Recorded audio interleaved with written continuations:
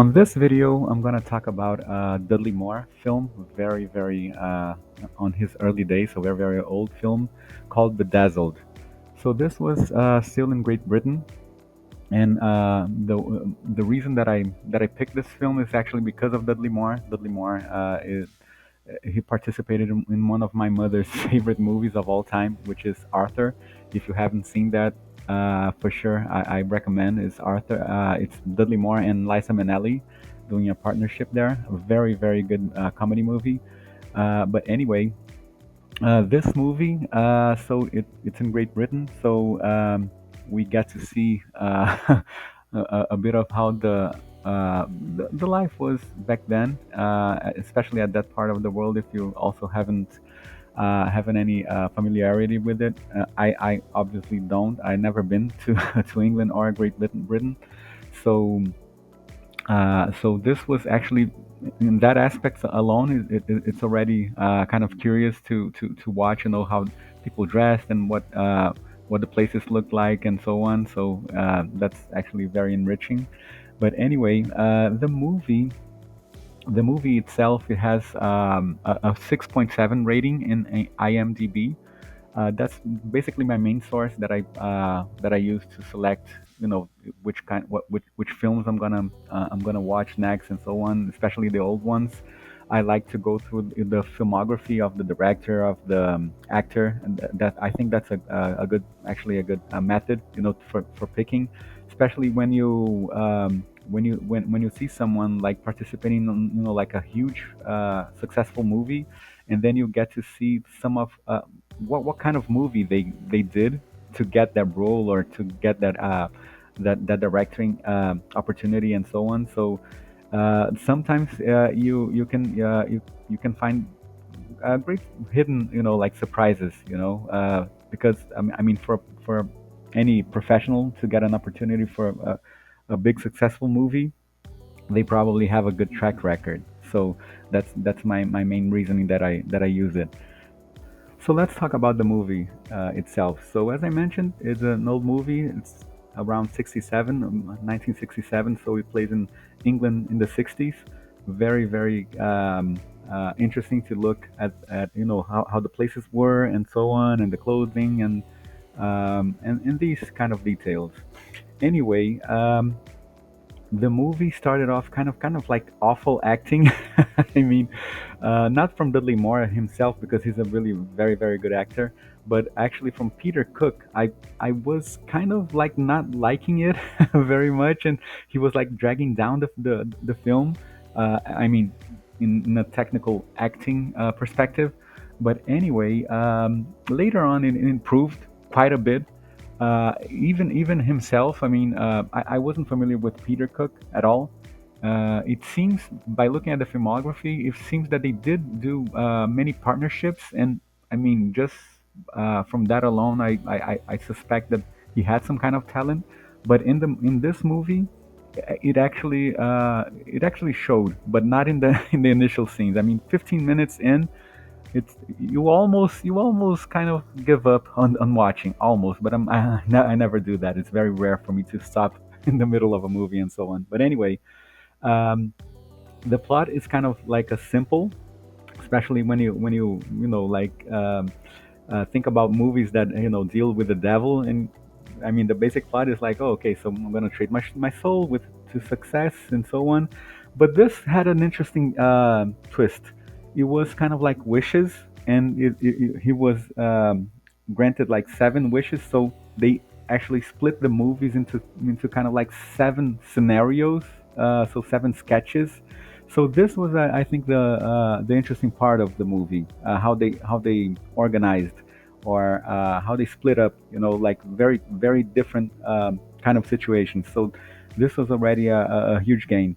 But anyway, what I really enjoyed about this film was in some of those sketches, it, there was really like some hilarious scenes, hilarious. I mean, for you to laugh out loud, for sure.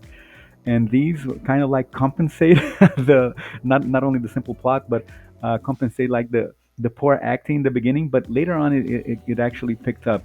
not sure if they kind of like warmed up and so on, but it made worthwhile for sure. So this I do recommend. It has like a 6.7 rating in IMDb. I gave it maybe a seven probably. Yeah, I'm seeing it now. I gave it a seven, and yeah, it's for sure worth it. So other curious aspects about this one is that it was directed by Stanley Donen. I wasn't familiar with him, so I also browsed a bit of the work that he had done, and he actually did one of the all-time classics. He directed one of the all-time classics, which is Singing in the Rain. So Singing in the Rain, for sure, one of the references in terms of musicals. So it's worth watching, and it's not that that kind of like what do you expect like in a musical, you know, like to be intense in terms of the singing and so on. It's actually very good. There was something happening there that it didn't feel like a musical, but it's intense also, musically wise. But anyway, it's worth it. It feels like a traditional movie, you know. But anyway, so he directed Singing in the Rain. He directed also other great movies. And I also noticed that this movie actually got a remake in the I think in the early 2000s, which was with Brendan Fraser, probably also in one of his early days movies.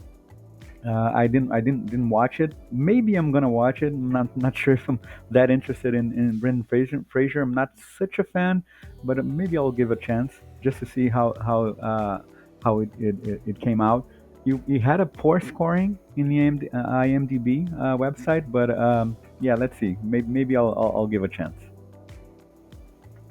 And yet another curious note about this one is that let me even confirm this.